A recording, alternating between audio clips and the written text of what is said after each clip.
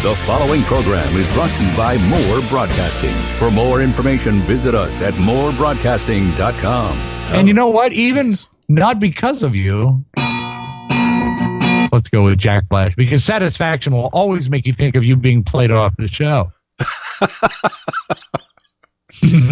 Thanks for all the love, pal. Hey, it was a funny bit at the time. No, it was great. Okay, it's unfortunate it took me to sober up to really appreciate it. Yeah, well, I think we all had our day. Hold on. Now I can focus my attention on my number one guy. Don't let that get around. I don't want Carrie to be jealous. No, I think probably she would feel like a load has been lifted. And now, ladies and gentlemen, it's time for O'MearaCast featuring Marcus Serta.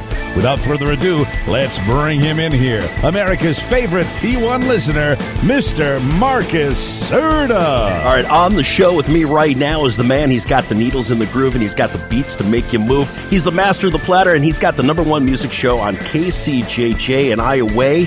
He's the co-host of the funniest show on the World Wide Web, Robb Spewak from the Robb Spewak Show and the Mike O'Meara Show. Welcome, Robb. I hope everyone enjoyed that. That is the best part of this interview you just heard. It's all downhill from there. Might as well just turn it off right now because that exactly. was it. Save your RAM, save your random access memory, and just go out and enjoy the sunshine. Absolutely. Well, it's Tuesday night, and let's real quick, today's show. Wow. I would not have wanted to have been Oscar today because he was in the hot seat. There was cringing. There was absolute cringing in the Air Studio today. It was so much fun to watch and so much fun to watch it unfold because when we went into it, I think we sort of planned to do a little bit of Oscar's World, but we weren't exactly sure where it was going to go because as soon as Mike looked at me and he cued the music, and I said, okay, so we're going to do Oscar's World. And then I won't trouble Oscar. I won't play the actual Oscar's World music now. Just the pan flute. And the fact that we called his mother was great. Yeah. But the fact that we then called Shannon, even better. And then the cherry on the Bolivian Sunday was the fact that Shannon wasn't answering because Oscar's mom was still on the phone yelling at her. That was the magic. That's when the magic happens. Today is one of the shows where, there's nothing better than being in the studio and participating with Mike and Oscar. It's so much fun. But today was a day where I could just sit back and watch everything unfold. Did you see what Mike was about to do when he got Shannon on the phone? Because it caught me off guard. I was surprised that Mike, and it was so funny, but I was surprised that he said what he said about Oscar's mom, especially after listening to him be so sweet and so nice to her. I was so totally taken aback that it threw me a little bit. And then when he started offering advice live on the air, it was me who stepped in and said, this might not be an on-air discussion. The advice as far as dealing with in-laws and wives, that might be an after the program talk. Yeah. And he says, Oscar can handle it. I said, I'm not so sure it's about Oscar. I'm just saying, let's relax and think about what we're doing here. And it worked out just fine. And, Shannon is an amazing girl and beautiful and great and gets the joke, and that's fine. But I don't know Mrs. Santana that well. And if it gets back to her, we'll see what happens. I don't know. I stayed amazingly out of the fray. Normally, I'm in there with him. Yeah. But I stayed out of it. How would it work if it had been you in the middle of your mom and Carrie? It's hard to say because my mom, I think, actually prefers Carrie to me. So I'm not so sure that situation would ever happen. Although I was told today by a friend of mine, he said, you realize you called your mom a jerk on the show today. I said, oh, God, I guess I did. Don't mention that to her. That might not sit too well. But in this situation of a mom versus a wife, I think what you do is you actually do the chemical opposite of what Mike did. You don't turn on both of them. You actually side with both of them when the other person isn't looking. Mike did the opposite. Mike turned on both of them when the other person wasn't looking. So I don't know. But Mike and I, this may shock you, we're slightly different. Only ever so slightly. Just a little bit. It made me grateful to not be in that seat myself. And only for the first time in my life was I ever grateful that my mom is no longer with us, because I will never have to be in that particular position ever. Yeah. I mean, I felt my underpants actually crawling up my body by their own skill and action. That was that cringeworthy, and it was really, really a surprise development. And that's one of the greatest things about doing the show. You know, it happens more often than you might expect that the show goes in a direction that no one is anticipating. No matter how much we say, this is what we're going to do today, there's, a few series of left turns, and all of a sudden we're talking to Oscar's mom. That was really off the table at the front of the show. We didn't know that. The organic flow of the show and the fact that you guys allow it to freestyle on occasion is, I think, what really tells the audience that you three guys are a real team, a partnership, a set of brothers. You guys have just click in such a way that you can do that and trust each other that you're going to be going down a road that's going to turn out a really great show. Well, there is a lot of trust at play, but really you're ignoring the main factor at play. And when we're all there, really what it comes down to is how great I am at dialing a telephone. Yeah. When is the phone going to be replaced? And Mike was very upset today, and I thought the dialing really has come a long way. You are an excellent listener, and I'm sure you've caught every episode. The dialing has advanced tenfold. I agree. The main problem with the phone is not the fact that we had to outbid the Smithsonian Institute for it based on its age alone. The problem is that it's hard to hang it up. Now, people don't really realize, because in this age of the iPhone, it's always just hitting the red button or the decline and your phone is gone. But this is a phone that actually has to find a cradle. Right. And this cradle is difficult. Let me see if I can sort of, improvise and give you an estimate of the sound, because I actually do have a hardline phone at my desk. So really, instead of just the beep of a cell phone, yes, what you want is this, just the phone going in and it's done, right? Yes. But when you hang up the phone that Oscar provided for the Mike O'Meara program, what you get is this. It's kind of like prom night.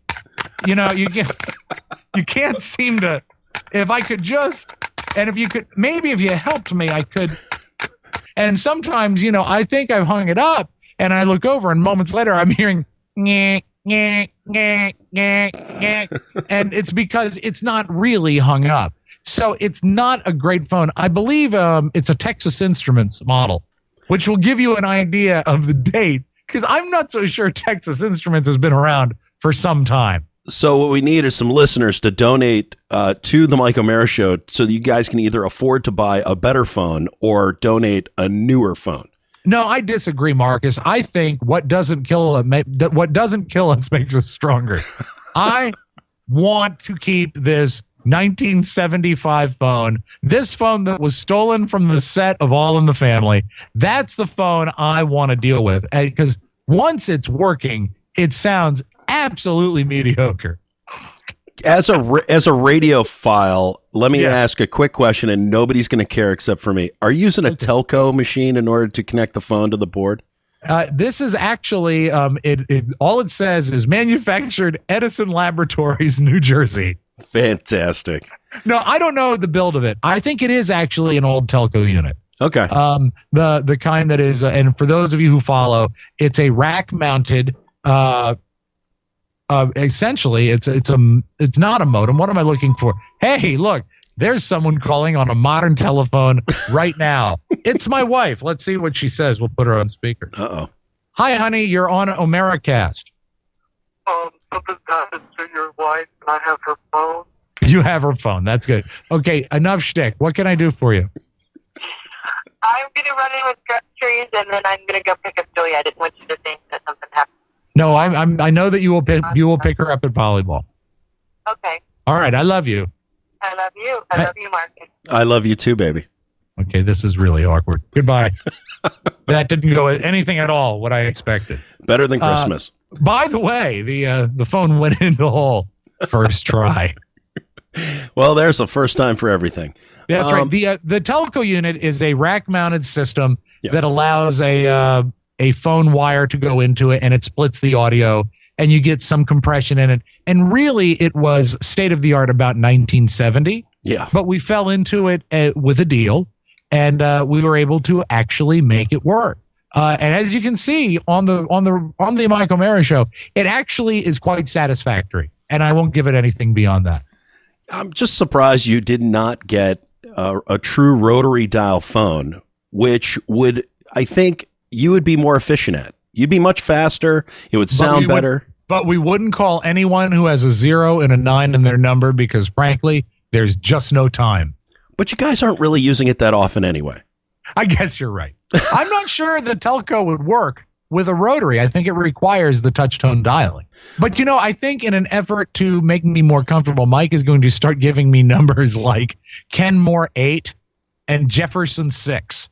Do you want to call her? Yes. Call her at Jefferson 2 8880. That's how I want the phone numbers given from now on. Well, you went through all that work to set this thing up. Are you guys really going to put some more time into using it? You really haven't used it that much at all. And Mike is still using his cell phone with a speaker function in order to talk to his wife during the show. And you see, that's the difference between Oscar and me, is when Mike picks up his cell phone and makes a call, Oscar and I both know that really a dozen hours conservatively went into the installation of that phone hybrid for our board. Yeah. And we're both a little disappointed that he's using his iPhone to do that. But the difference between Oscar and myself, Oscar will tell him. He says, that would sound better if we dialed through the board. Meanwhile, after 20 years, I just let him go. Let him do what he wants to do. Is this still kind of the same thing in the recent discussion that was had where Oscar called him on, dude, you got to calm down, you got to relax, you're stressing me out, versus you kind of are used to Mike being a little out of control in certain moments, or at least a little frazzled. Let me take you back to calendar year 2001 when my stomach exploded. I'm, as far as the stress of dealing with modern day radio, I've kind of reached the apex. I'm done. Once your stomach explodes and you're pooping blood, you're done. You're fine. You can deal with anything. Oscar doesn't want to get there. And that's why Oscar says, you need to calm down because you're stressing me out. And I can see that. But Oscar has not been to the mountaintop. So he doesn't know. He doesn't know. Mike is a delight to be with. As we called him, I believe, on today's program, a true delight. He is truly, and you know what? Oscar has been a great calming influence on Mike, and it is a very happy work environment. Oscar wants it happier, always, but I'm fine with it, and I love dealing. I have dealt with Mike for 20 years. I've been with Mike longer than I've been with my wife. I've been with Mike longer than he's been with any of his wives. Add it up. Actually been with. Yes, been with connubially.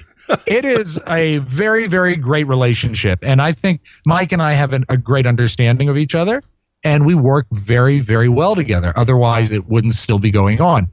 Oscar, they're newlyweds, not yet 4 years. Right. They'll figure it out. But you know what? If it makes Oscar more comfortable, I'm all for it. No, I get it. And speaking of his personality, Mike's personality and calmness and all of that, knowing him for 20 years, I know he's got 2 daughters, one in college now, one still in high school. But now with the new baby, how would you describe Mike's demeanor, his personality? Has it changed very much? Yes, it's more so. Everything has been doubled. Now, I think, honestly, and I know Mike pretty well, I think that he has taken a moment, and this wasn't just with the arrival of the baby. I think it came with the announcement and the pregnancy and the actual path headed towards the arrival of the baby. I think he is more appreciative of the good things around him. I think he is more patient. I think he is calmer. And I think he is really, really in a good place. And you've had kids. I've had kids. Yeah. And that happens. When you hold the miracle of life in your hands that it kind of reinforces all that's right in the world. And Mike has said it before. I'll quote Mike. The reason we've been put on this earth is to make more people to be on this earth. Yeah. And it feels very, very reassuring and right and good when you do that. And I think it's very, very healthy. And I think it's so great that he's got another kid and he's got a son. I've had a boy and a girl, and they're both fantastic. I wouldn't ever try to rank them against each other, but they're different. It's very, very different, and good for him. And, one thing that I have noticed is that he's always been forthcoming about his closeness and his love for his father. And, I'm very, very much the same way. And there's a father-son thing that you can't share with a daughter. Right. And I'm sure a mother-daughter link or a connection also exists. I can't comment to it because I'm neither. But the father-son thing is something that if you value as a son, I think it redoubles in value when you become a father as far as passing it along, if that makes any sense. It does. I'm not sure that my experience was the same. I think my experience came from a lot of mistakes that I watched and witnessed as a child and went, Sure. I'm not doing that. Well, yeah, but that's good. That's learning from the mistake. And again, I think it has much to do with the relationship that the father who has the son has had with his father. Now, if you want to talk about mistakes, I think the main mistake my father made was me. But I was certainly not planned. I was the result of a visit to a drive-in theater. Mm-hmm. And I don't know the movie, but I'm sure it wasn't good enough to keep all the interest on the screen, obviously. But I don't think that ever was an issue with my parents. Just a tremendous time I had with both of them growing up. And we joke on the show about me being from a broken home. My folks divorced when I was in 4th grade. Separated, I believe, in 3rd. Divorced when I was in 4th. Because of me. Exactly. But they were always there. And I am as close, if not closer to them now than I ever have been.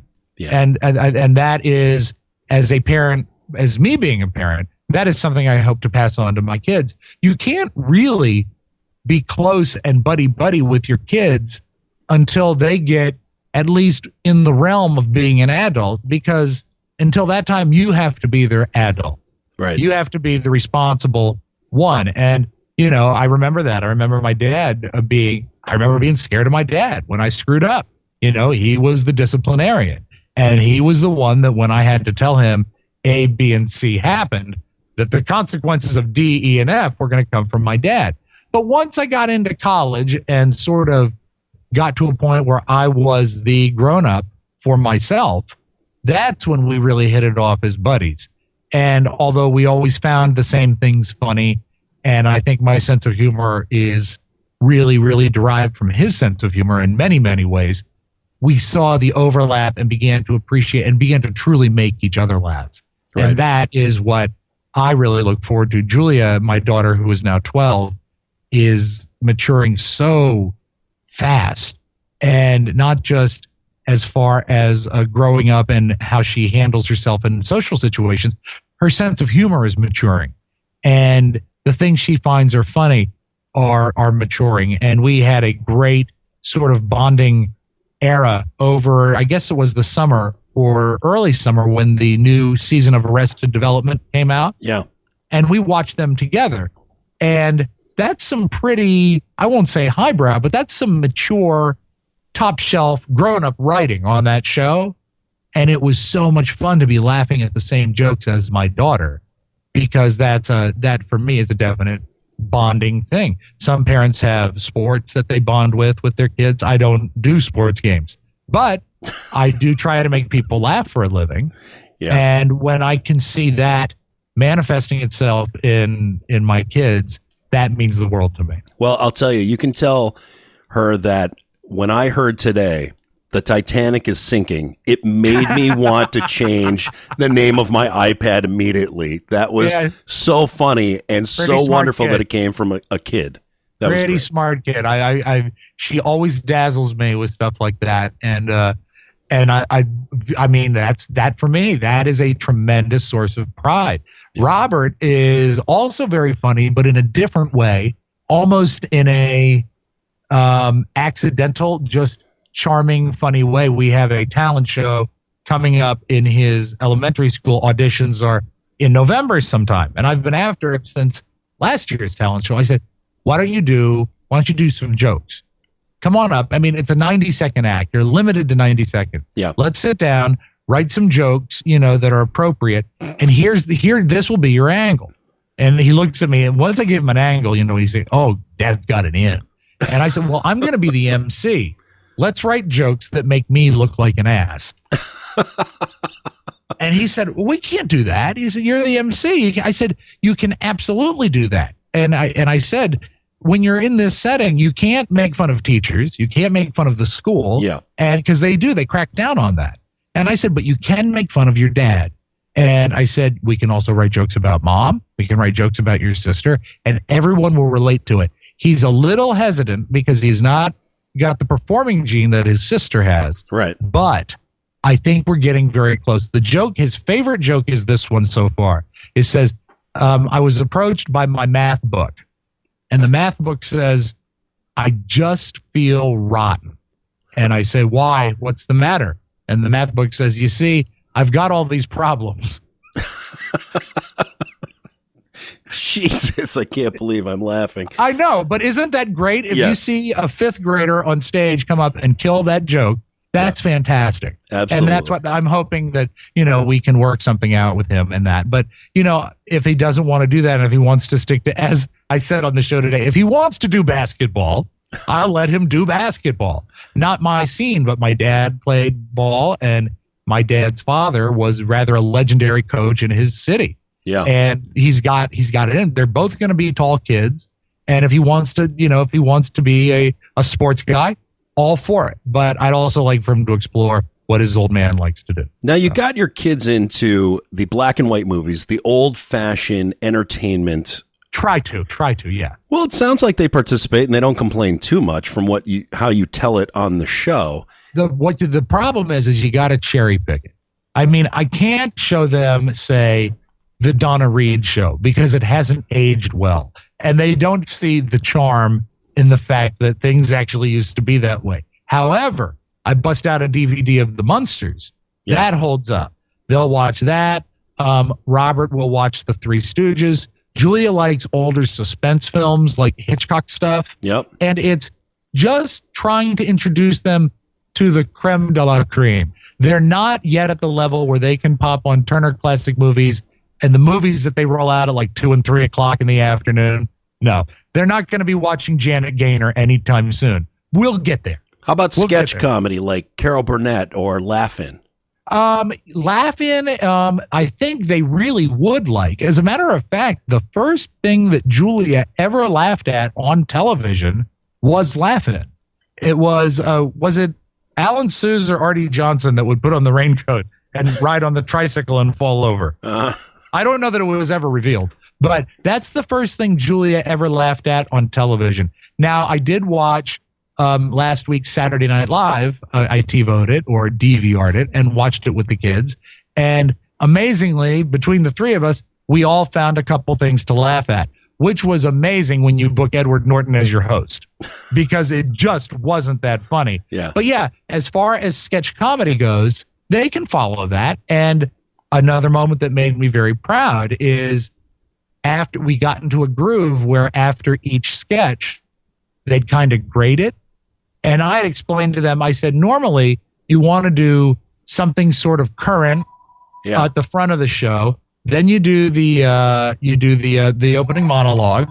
I am not going to take that call. Sorry. Let me give you a pickup in case you'd like to edit. No, it's fine. You want to start the show with something current, is the cold open. Then you do the opening monologue. Then you want your strongest sketch of the night. And that's kind of how they stack it out. And about 4 sketches in, there was something particularly funny. And Robert said, that should have been the first sketch. He was actually thinking with how I explained how they stack out the show. And to me, that means the world. That means he's starting to sort of analyze comedically what works.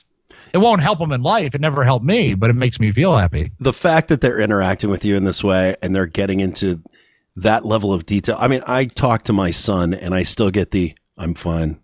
Everything's okay. Yeah, whatever. I don't want to talk to you right now. I'm going up to my room and I want to play games. That's the 17-year-old talking to me. Sure. But what about more modern comedy? Oh, yeah. We watched Saturday Night Live. They got about half of it. Julia was into the joke construction in the Weekend Update is always, it's headline, setup, punch, headline, setup, punch. And it's always been the same if you go back to Chevy Chase. Yeah. And that worked really great at Julia's level. Then there were other sketches that Robert enjoyed. And then there were certain sketches that I would have to zip through because they weren't age appropriate. But yeah, they can follow it. And we watch Modern Family. We watch The New Girl. These are some of my favorite situation comedies. Right. And then I'm trying to think if there's other current stuff. Julia loves the Dateline stuff, the news programs. Yeah. She and her mom love that. But as far as modern stuff, yeah, if it's funny is funny. It always has been. And so if it's okay and you can figure out the relationship between the characters on the show, yeah, they're all up for it. They're all in. My son and I get into, and my whole family does, into Big Bang Theory. And I think primarily because they see me in each one of those geeky characters because of my past. Yeah. And because I'm a Dungeons and Dragons player. I play video games to this day. I do all those crazy things. So they sit there and laugh at it, I think primarily because they look at it and go, Dad, that guy's just like you. Sheldon is like you. Yeah. Yeah. And you know what? They love that. And keep in mind, no matter how much I love my kids and they love me, their very, very favorite part of any day is when Dad screws up. They live for that. They get that from their mother. So when they can find fault in my character based on something on television or that's like you, the big joke is there'll be like a headline on the news that says something like, for example, young man accidentally ruins prom for entire school. And, it's one of those sort of the end of the newscast kicker type stories. Yeah. And so they'll do this disastrous thing. Young man ruins prom for entire school. And Julia will look at me and say, the Robb Spewak story. Because it's like the name of my autobiography. And they live for that. That's what they love. They like to see me screw up. Well, unfortunately, Carrie doesn't spell her name differently. Otherwise, it would always be her when it related to prom. Oh, yeah, absolutely. And that was based loosely on her. She is significantly older than me.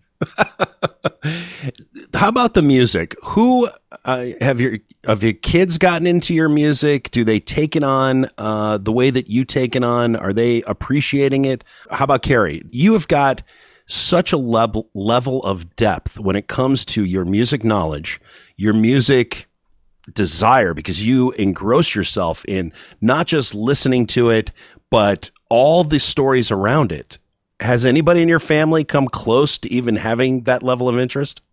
Carrie, a little bit when we were dating. We'd talk music a little bit, but I came to a realization is that MTV was late coming to my neighborhood because we didn't have proper cable television. So when Carrie and I were at a musical overlap, her music was coming from MTV and mine was still coming from the radio.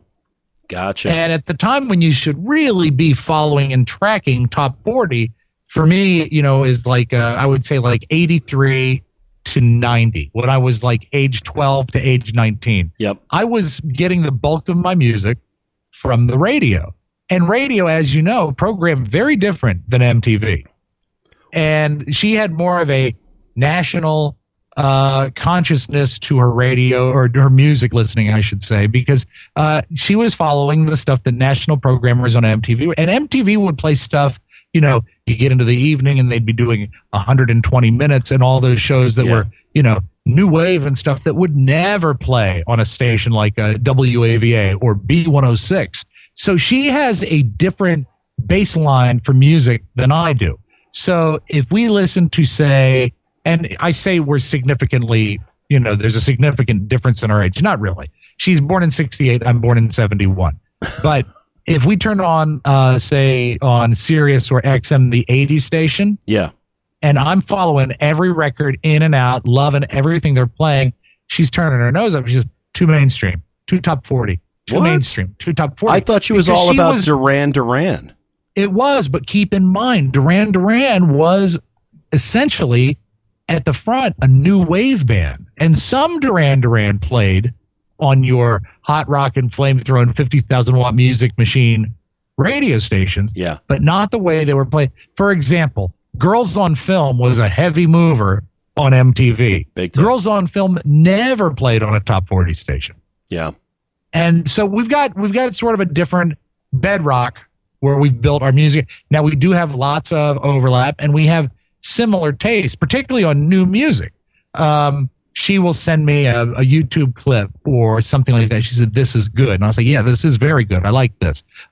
We both love REM. We both have, things that we overlap on that we do agree on. With the kids, they're starting to come around. Robert was the first to sort of get into a little bit of the Elvis thing and try to classify Elvis as far as his eras. Yeah. Like the young, skinny Elvis, the Hollywood Elvis, and the fat, bloated purple Elvis. Robert started to, figure that out. But what really turned both kids, now Robert was good on the Beatles early on, and they both were. But this most recent Paul McCartney album, they both have in their phones or their iPods, and they both listen to it, and they both love it. And the fact that modern music from McCartney is something they enjoy has really encouraged them to go back. I just put all of the Band on the Run LP into Robert's computer and his phone, because I've always thought that of all of Paul's music, that was the album that was almost Beatles good. Yeah. And, he's making that cross and starting to understand where it goes and what happens. He also will hear, say, a George Harrison solo song. He'll say, "That sounds like the Beatles." I'll say, "Yeah, it does, because that's George from the Beatles." And he's starting to make these connections, and they appreciate where they might not go to the Beatles as their go-to. They're starting to appreciate that. And I think that is an important entree into the music of the 60s, because, they are the 60s band. Well, when you're talking about Paul McCartney as an artist, you listen to him now, and you listen to him even 40 years ago when he was a part of the Beatles. Right. Or 50 years ago now. Jesus. Yeah, I was going to say, I don't want to ruin anything for you, but 40 years ago was Wings. Yeah. So, oh my God. Thinking about the way he sings, the songs that he writes, if you like him then, I think it's pretty easy to like him now, and vice versa. Yeah, and I was scared about 4 or 5 years ago when he came out with his the work before this most recent CD. It was called Kisses on the Bottom, and it was like what every old rocker does. It was essentially standards. Rod Stewart has done it, and they all come out with an album of, the Great American Songbook. And I said, well, that's it. It was a great run. Thank you, Paul, for what you did. But Gershwin is great, but it's not really new music. Right. And I very much enjoyed the album. And there was a single on it, My Valentine, not bad. I mean, I'm not going to go out dancing to it, but it's not bad. And then he drops this most recent CD called New. And the first single, right away, I was almost inside it. I loved it so much. There was 3 parts to it that I adored. I loved the harmony. There was a great coda at the end. It was an instant winner for me. Then I heard a second song, and then a third song, and the entire album listens great from start to finish. As a matter of fact, I think the best song on it has not even been pulled for single play yet. And it's very, very exciting. The fact that the man is 74, 75 now, I should know this. I don't. But this is a really happening good album. Yeah. And it's very reassuring, because when I saw him in concert this year, he did not it was actually before that album had dropped, so he couldn't play anything from the new album. And isn't that great when you go to see one of your favorite artists and they don't have a new album to promote, so they can just play the hits? Well, upon hearing it, I almost wish that he had played some of the new songs because I like them that much. Robert does too. And I think it's really neat because, I'm getting to be an old man. I'm 42. Robert is 10. And we are really, really agreeing on a current release. So it's very, very exciting to me. Hey, I'm 43, so who are you calling old? Hey, you know what? Don't worry, Grandpa. We're going to let you sit in the sun today. Unfortunately, technically, I am a grandpa, so I'm screwed. Yeah, I know. I bring this up, one, because I love the Robb Spewak show on KCJJ. I love what you bring to the Mike O'Meara show from the aspect of, on both programs, you, with your audio, you bring lessons. You teach us about music. Recently, you've been focused a lot on the isolated vocals of recent artists, past artists, spending a lot of time on that, both on the Robb Spewak show and on the Mike O'Meara show. And again, as I said, one of the things I love about what you bring to your shows is lessons about music, whether it's a history lesson or just some realization, because I've listened to Britney Spears. I play it all the time on the radio station I work for, and I realize that there's a lot of electronics that go into her music, but to listen to just that vocal track made me really understand how awful she really is at the end of the day. It's disconcerting, and it's enlightening, and it's upsetting.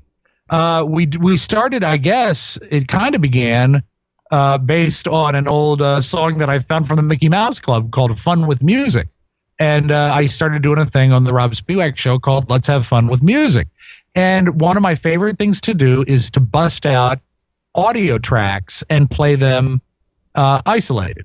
Yeah. It started with one of the first ones I did is I found some stereo mixes of the Rolling Stones where you can play the left and the right channel exclusive of each other. And you can hear on one side, you've got drums, bass, and vocal. Yeah. And then on the other side, you're just getting the lead and the rhythm guitar. And to hear those broken out, you begin to realize the sound of the Stones that is lost in a mono mix because the stuff gets buried under each other. Now, in many ways, I think that's probably done on purpose. However, you don't really appreciate some of the precision of the piano or some of the artful playing that Keith Richards is doing because it gets lost in the mix. It becomes almost like a batter as opposed to let's talk like fat guys. It becomes a batter instead of a casserole.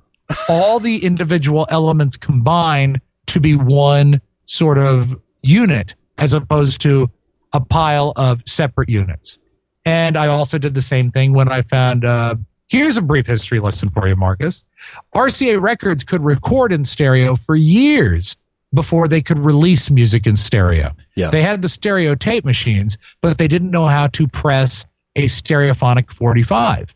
So when they recorded Elvis in order to have more control of his final product, they would essentially do a 2-track mix, but it'd always be released in 1 track because they only had, mono records. So you can find these early stereo mixes of old Elvis songs where you can hear just Elvis's voice isolated. And to me, it was always chilling and exciting to hear Elvis in a way that people had really not heard since 1956. Yeah. And I thought it was very exciting as being an Elvis fan. And so I wanted to share it. I've always been sort of a hassle to a lot of people around me because my go-to catchphrase going back to grade school was, hold on, I want to play you something. Well, I've luckily turned it into a career because now, luckily, every day I get to go in and I say to Mike, hey, I want to play you something. And, it's become part of my job. It's usually a goat. Yeah, it is. It's a lot of times you get a goat involved there, or it can be an isolated vocal, or, some mysterious animal farting in an environment that you're not accustomed to hearing an animal fart. From this, I make a living. As my children will say, do you like this house? And people say, yes, this house was paid for by puns and fart jokes. Well, recently, again, you've been playing a lot of isolated vocals, and Right. you and I spoke a little bit yesterday as we attempted to do the show the first time. Right. And I grew up in the 80s myself, but for me, the 80s hair bands, the glam rock, heavy metal music, that was my angle. When we got into the 90s, I actually went down the grunge line. I know for you, it's not your thing. Well, no, I appreciate it, because if you ask me, I will tell you that without any sort of reservation at all, the 1990s is the worst decade of popular music since they've kept track of popular music. Yeah. It offers so little. However, if you can draw a parallel between grunge and rock and roll, go back to the early 1950s. It's another time of doldrums in popular music. Right. Big band music was dead. Swing music was really not happening anymore. Dixieland was 30 years previous. Something had to shake it up. And it's very cyclical. And even if you listen to something like Hound Dog today by Elvis Presley, it's a mild record in comparison. But you play Hound Dog next to something by Perez Prado, you realize how that shook things up. Yeah. Now, you fast forward to, say, 1991, I'm guessing it's close, somewhere in the early 90s. Yep. And if you compare, say, Smells Like Teen Spirit to Lisa Lisa and the Cult Jam, Oh, man. well, it's happening all over again. Right. It's a totally different sound. And that's what shakes things up. The Beatles did it in a much smaller way because we had already had a similar sound to that, but never with that unabashed joy. And it wasn't even a disrespect to the establishment, but it was just kids out there really screaming and having fun. And that all happened. The number one record in America when John F. Kennedy was shot was Deep Purple by Nino Tempo and April Stevens. Yeah. I love the song, but it's a reworking of a hit from the 1930s. There's nothing about that song that wouldn't have played 25 years earlier. So you fast forward from November of 63 to February of 64, and you get I Want to Hold Your Hand and She Loves You, and then on the tail of that, Can't Buy Me Love and A Hard Day's Night, and just the pure joy of turning on your radio and you're hearing the fresh sound of a song like All My Lovin', or even later in that year, one of the most perfect pop records ever made, I Feel Fine. That is a different species of music. Yeah. And for music to evolve that fast in 10 months, that's like you can watch it happen. Yeah. And that happens over and over and over again. Rap and hip hop did the same thing in the late 80s. You know, what began as almost, as far as in the white bread, mayonnaise, Wonder Bread environment where I went to high school, the first rap music that really came on the radar at James Madison High School in the late 80s, and I recall it was the Beastie Boys. Yep. But the Beastie Boys weren't looked at as a link to where African American pop music was going, rhythm and blues and soul and all the way back. That wasn't how we interpreted. I remember thinking the Beastie Boys were almost like a novelty act.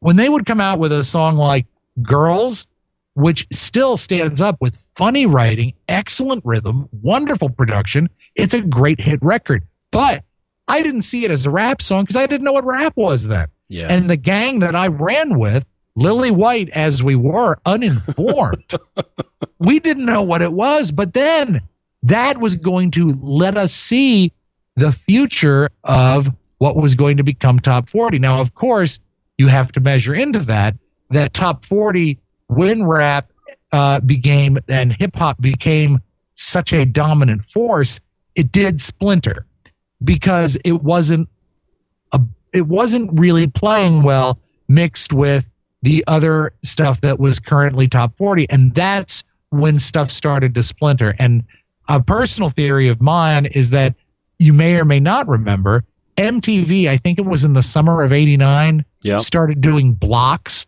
They had promos that they started and said, this summer, MTV is going to play with blocks. And what they did was, if they played a hip hop or rap video, Right. they would do 3 or 4 rap videos in a block. Commercial break, come back for Vixen, or, some sort of Motley Crue heavy metal block. It was and how then there'd be a pop block. It was how And they so- started to get into actual programming, like the Headbangers Ball late at night, Right, and exactly. stuff like that. They were segmenting the music. And I said before that Carrie's top 40 station growing up was MTV.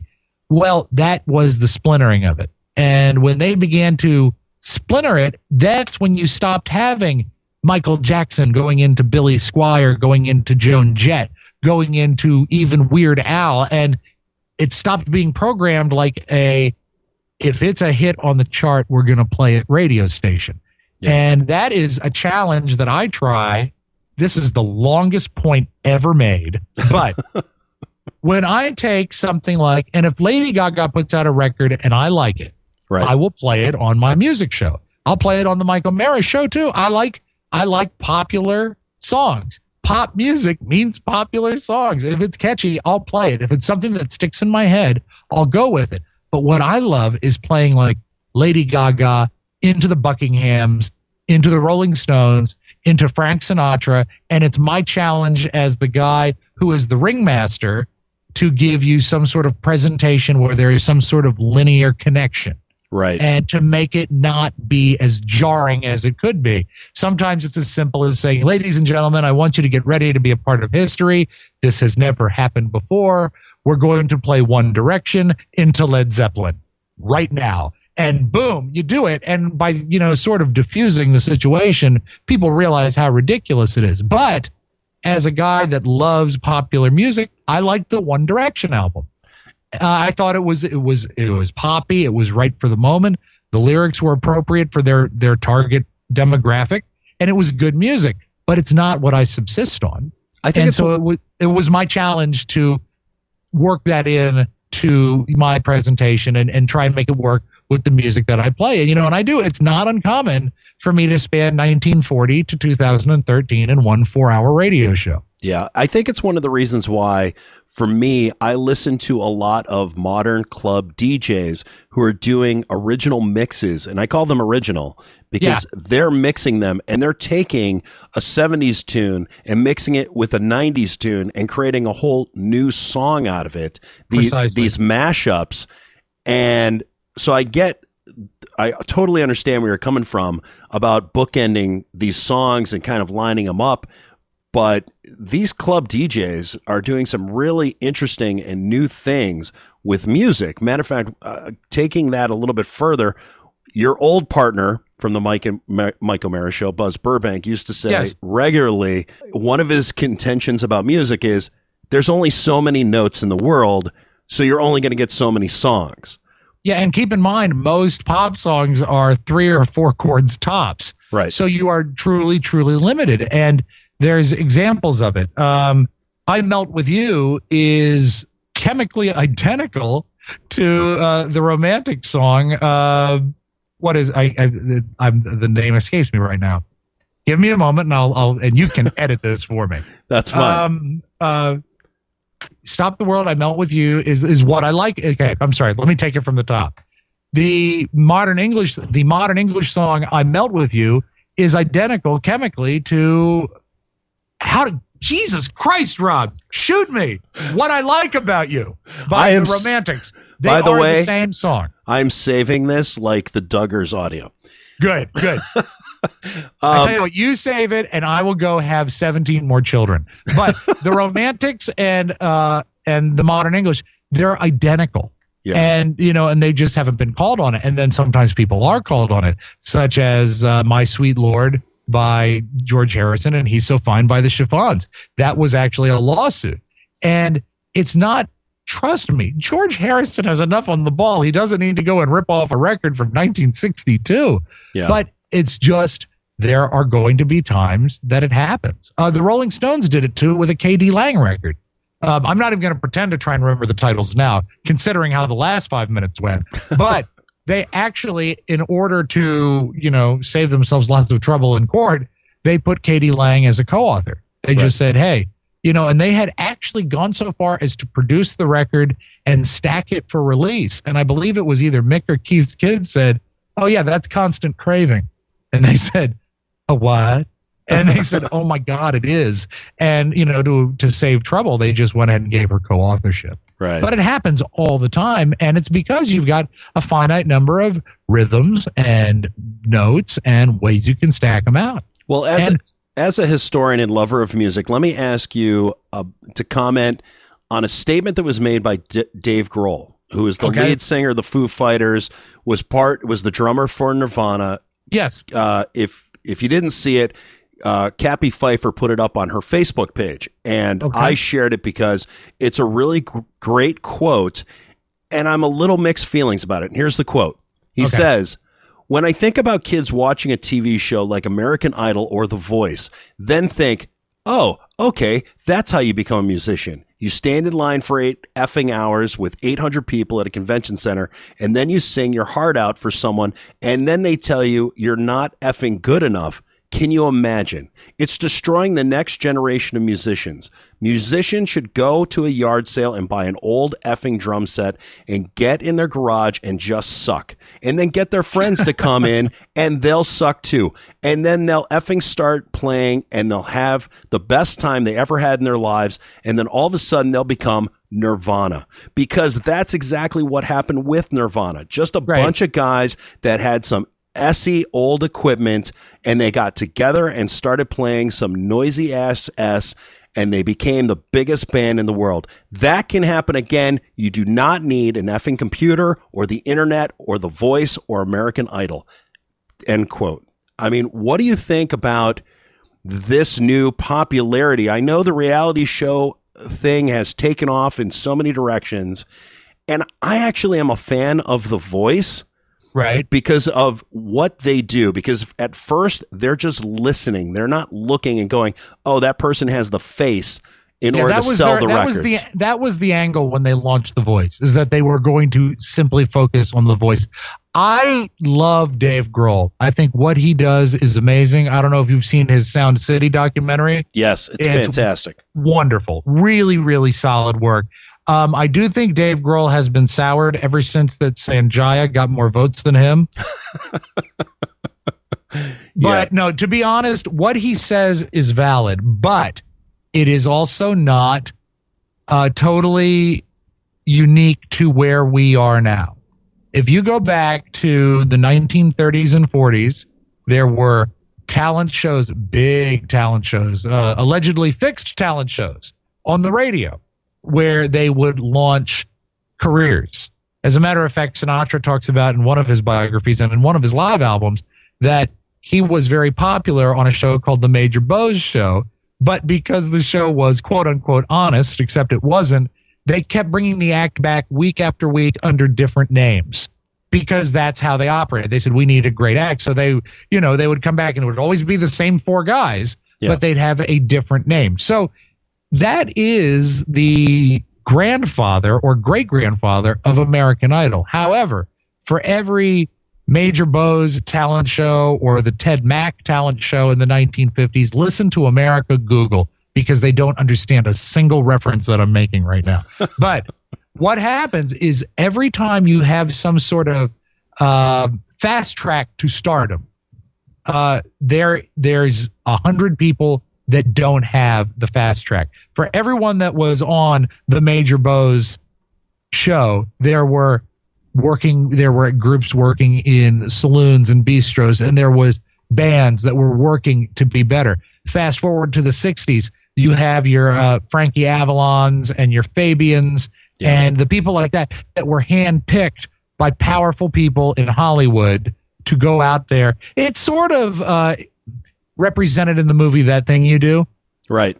Where they really are handsome. Motown was horribly guilty of it. I mean, as much as they wanted Diana Ross to sing, for every time she was singing a record, she was in finishing school and learning about poise and being made presentable to be the most appealing pop star out there.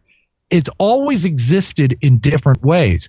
But for every group like the Temptations with their matching suits and the expensive choreography and the most amazing house band backing them up behind them, at the same time on the charts, there's a band like the Kingsmen who are out there in Seattle sucking, as you say, or Dave Grohl says, and making the records like Money and Louie Louie and Little Latin Loopy Lou that also stand up to my ears as much as the glossiest Motown productions. What I say about Dave Grohl's quote is, if that opportunity allows someone to excel and gives us someone who is genuinely talented. And you know what? We've gotten some genuine talent from those shows. But the people that do not make it, it might make them work a little harder. It might make them go into their garage and suck. Yeah. I don't see it as a total damning of the industry. I see it as a way that the industry can split in two different ways, and you're going to get you might benefit in both directions. Well, I'll say two things on it. First off, when you're talking about the Kingsmen and a song like Louie Louie, right? I get it. It's a song that I love, but for me, and again, it's probably my age, I associate it with Animal House, so of course it'll stand the test of time because I associate it with a film that will always be close to my heart as one of the funniest films and a film that I grew up with. Understood. But if the music did not stand on its own, it wouldn't be in the movie. It's true. And it wouldn't hold up. And really, what's fun for me sometimes, and I'll bring it back to my kids, is that I can take a song like that and play it for them totally out of context. And they've not been listening to a song like that for 40 years as I have. And when they hear it and I say, what do you think of this? What do you feel? What do you pull away from this? And they'll say something like, wow, it's sloppy. Wow, I don't understand what he's singing. They'll say, wow, there's a great energy. Yeah. And I'll say, is it a good song? And they'll say, yeah, it is a good song. I'll say, why? I don't know. But that intangible that existed in 1962 still exists in 2013. Right. And that's why it's intangible, because you can't bottle it. And there's always going to be records like that. Yeah. And I do think that the exclusion of the mainstream is going to consistently and constantly drive the people back into their garage to suck. And I love the bands that suck. Yeah. And I know you're a huge fan of vinyl, you and Tab Patterson, and the audio that comes from it. Believe me, I get it. And today you brought it up on the show, not the vinyl, but I'll bring it back. So when we're talking about Dave Grohl, the last album for the Foo Fighters, Wasting Light, they went back to his garage and recorded it on analog equipment. Right, one to tape. And again, you brought it up on Today's Show. Who was the band that you brought up on Today's Show that also went back to analog, or they were using an older technique? Boston. I don't know that they're actually recording to analog. I know they're using their, I think it's their console and their amps and some of their amplification chain from the 80s. And Boston at the time was turning out some of the most groundbreaking. Well, the first Boston album still holds up. I mean, it's just an amazing album. To think that was made when it was made, that's a jaw dropper to me. Yeah. But they're going back to some of the stuff they always did in the past. And if you can use that equipment properly to capture the sound you want, where I would say it's a mistake is if it becomes a gimmick. Right. I don't want it to be a gimmick. Wow. Look at this. We were able to use this 1972 Studer Revox deck to make this album. And that's great. Yeah. Sounds like shit, but we did it. But if you can use it, and if it's a comfort factor or something that makes you capture the sound you want, then I'm all for it. I've said it many, many times. When software matches hardware, that's when the music sounds right. And if you have a 1950 Les Paul guitar going straight into Pro Tools, good luck to you. I say good luck to you.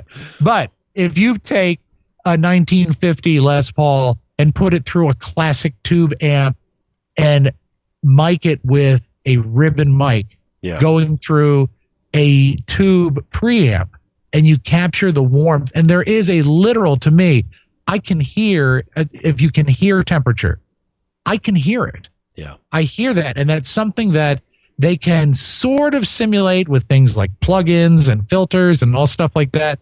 But when you actually hear a huge, heavy, I can't believe I had to carry this in the room amplifier warm up, and the tone changes as the afternoon goes because of the heat of the tubes changing. Yeah. It's an amazing and wonderful thing that people just don't see anymore. And it's cost prohibitive. Right. Because those things, they are, when you can find them and if you can restore them, it's not like, maybe I'll show my age here.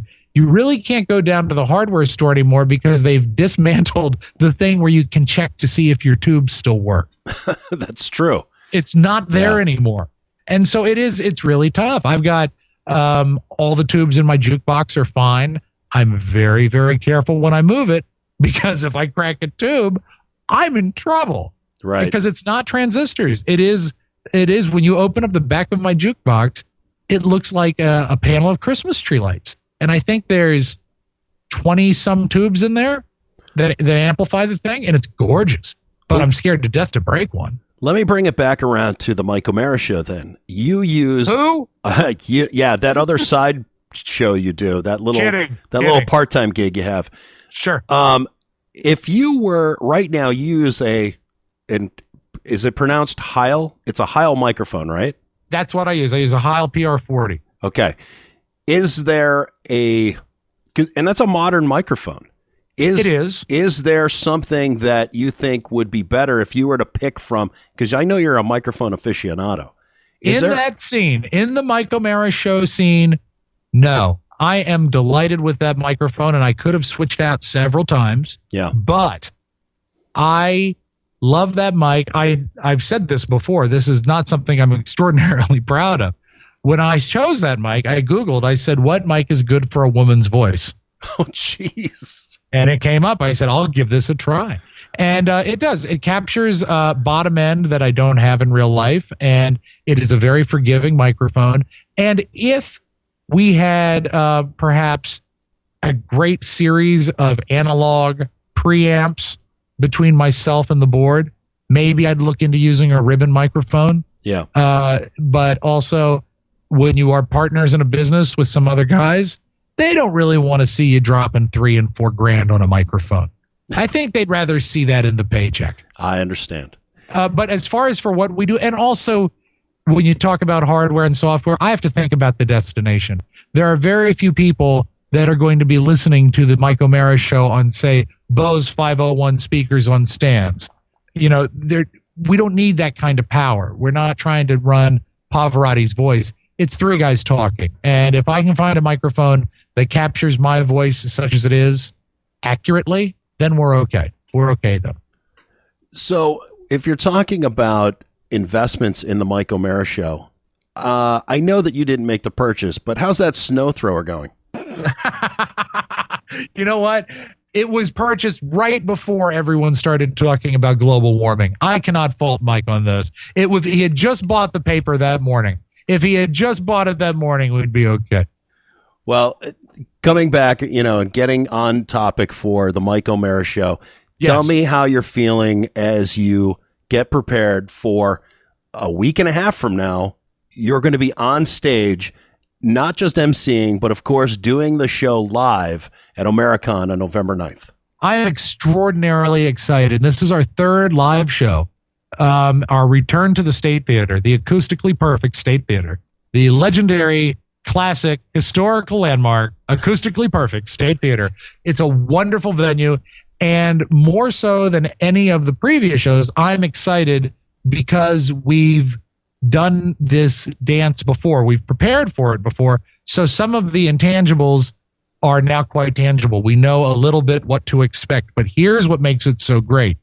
We have so many things planned that we've never done before that the audience has no idea what to expect.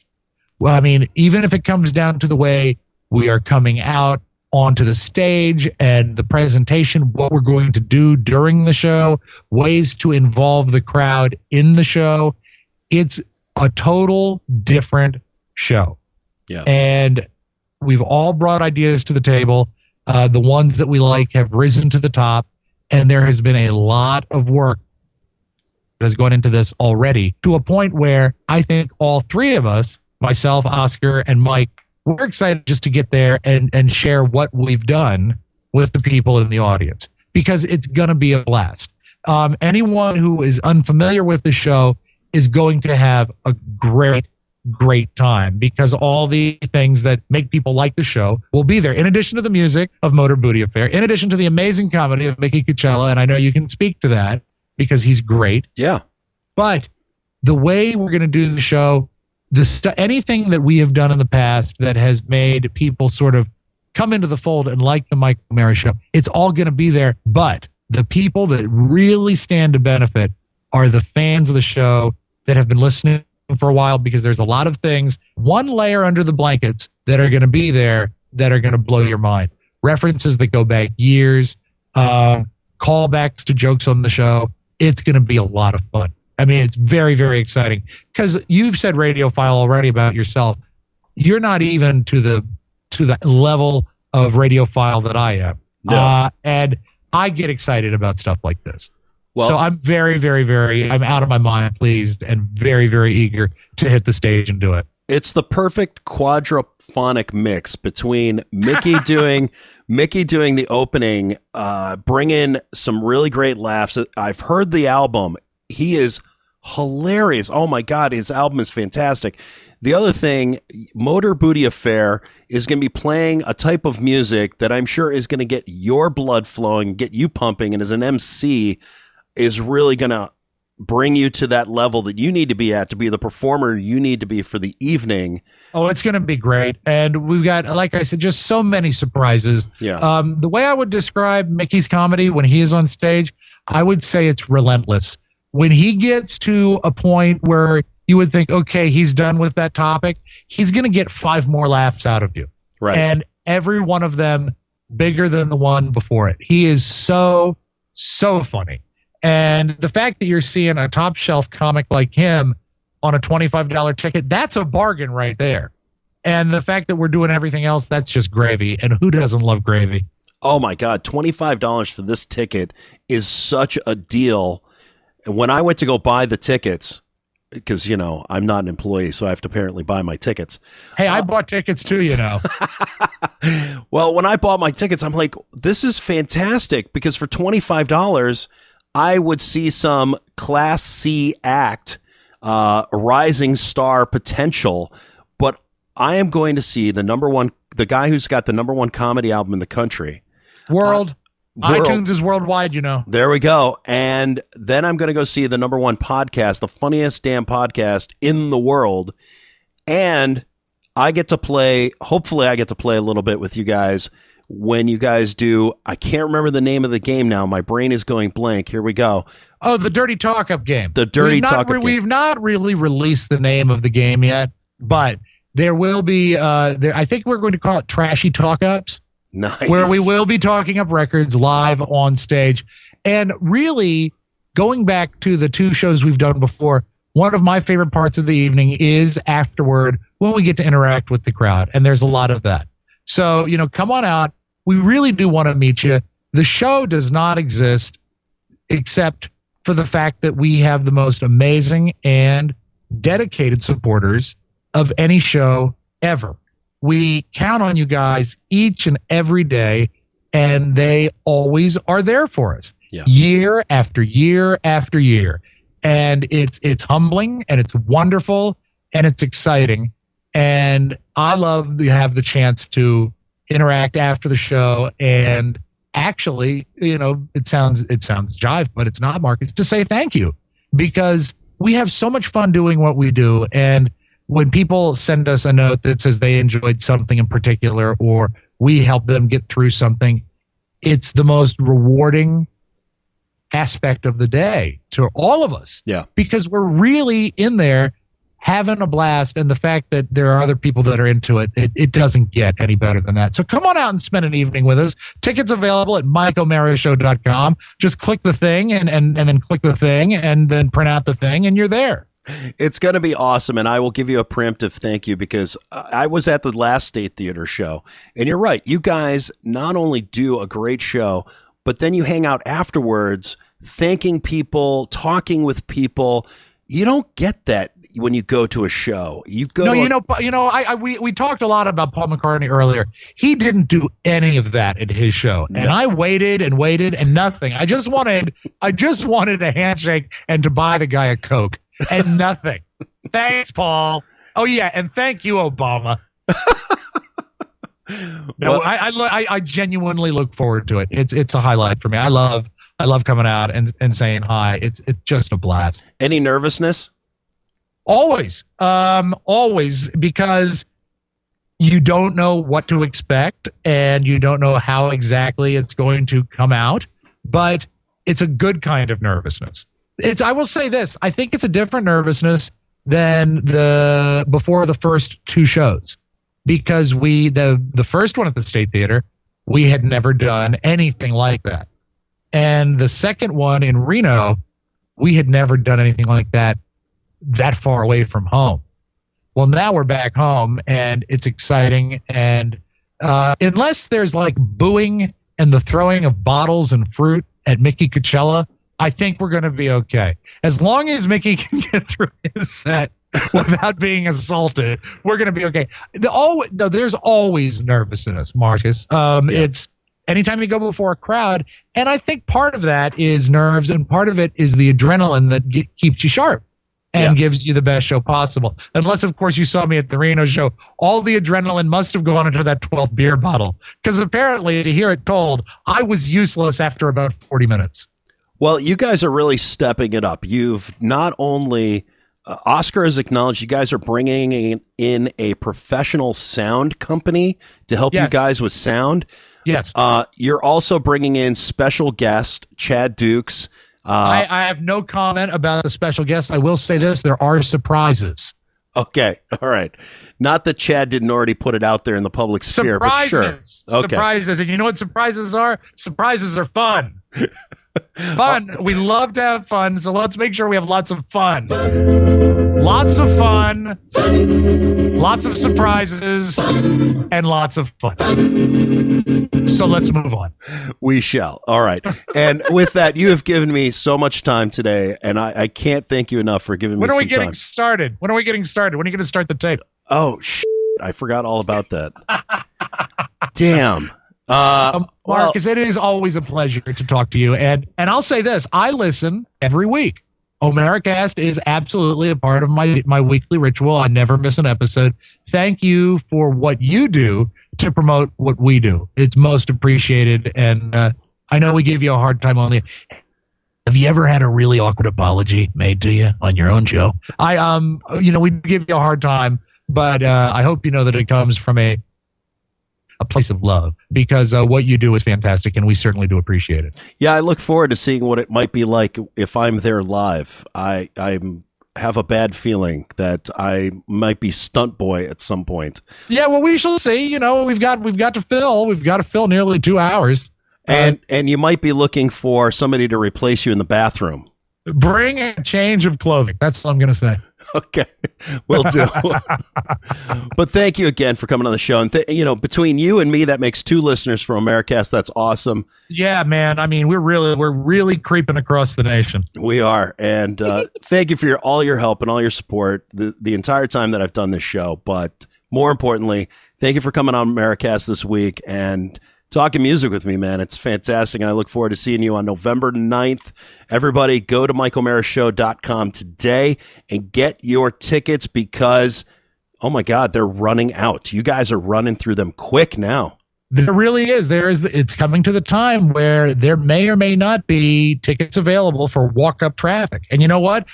Here's what I know about the average listener of Mike O'Meara's show. Morbidly obese is not the way I would describe them. I would say they are good-looking people, but they are procrastinators. And there is going to be a handful of people that at about 5:45 on November 9th, they're going to say, yeah, let's go out to the State Theater and check out the show. Well, there's a very distinct chance there'll be no tickets for you. Buy them now while you can. Any post activities after the show There was yes, I'll be headed on the elliptical, and there's an Ironman 5K on the 10th that I plan on participating in. Yeah, I can absolutely see you doing that. Sure. As I told Mike, I have been killing myself with a diet to look beautiful for this performance, and I hate everybody and everything right now. And I told Mike, I said, I will be genuinely shocked if I get from the State Theater to my home on that evening without going to a restaurant. What is going on with you with that? Did you try on the tux and it didn't fit? Why are you struggling to get down? That. I just want, you know what, there are going to be, I'm a vain man, believe it or not. Even when you look like this, there can be vanity. I'm so vain, I probably think this song is about me. I looked at the way I looked, and I didn't match my photos from Reno or the State Theater. And I said, okay, there's going to be some photographs taken that night. Let's take some time and see if we can at least look like the guy who was at that other show. I've been at it for about a month and a half. I've made a difference. But make no mistake, I hate it. You know, that's why there's that statement, you have the face for radio. Yes, tell me about it. But right now, my face for radio has extra chins in case there's a blowout on the highway. So I wanted to reduce that. Well, if you've got some extra, can you order me some Chinese? Yes, of course. Yeah, I'll send it right along. No MSG for you. All right, buddy. Well, thank you for coming on O'MearaCast, and I will catch up with you in a week and a half. I really appreciate it. And he's been so quiet. I know he's sitting next to you. My best to Steve Mermelstein. Yes, I will tell him so. And the entire time that I've been here, you haven't heard her, but Celine has been here in the room with me enjoying herself. My Facebook friend. Yes. And she will be making. I very much enjoyed the olive cream cheese pineapple crumpets. She'll be making some more pies tomorrow, and hopefully I can bring some down for you. Any special orders? Yeah, you know what? Just volume. You know what? Here, I'll actually do it this way. Volume. Because I am so hungry. Whatever it is, just make sure there's a lot of it, please. Will do. I'll get you the biggest pie you've ever eaten in your life. All right, man. Take care of yourself. A mile wide. Yes, a pie a mile wide. You take care, Marcus, and thank you for your time and for what you do. Thank you, sir. I'll talk to you later. Take care. Bye. And there he goes, Robb Spewak. Thank everybody for listening in, and I appreciate your support. Make sure you go get your ticket today for O'MearaCon 2013 at the State Theater in Falls Church, Virginia on November 9th. Tickets are running out, so get to MikeO'MearaShow.com today and order your tickets. I'd love to see you there. It's going to be a great time, an exclusive time, because this is not going to be saved and it's not going to be shared around after it's done. So the only way you're going to see this unique show is by being there in person. So get there if you can. November 9th, O'MearaCon 2013. Bye-bye, everybody. The preceding program was brought to you by More Broadcasting. For more information, visit us at morebroadcasting.com.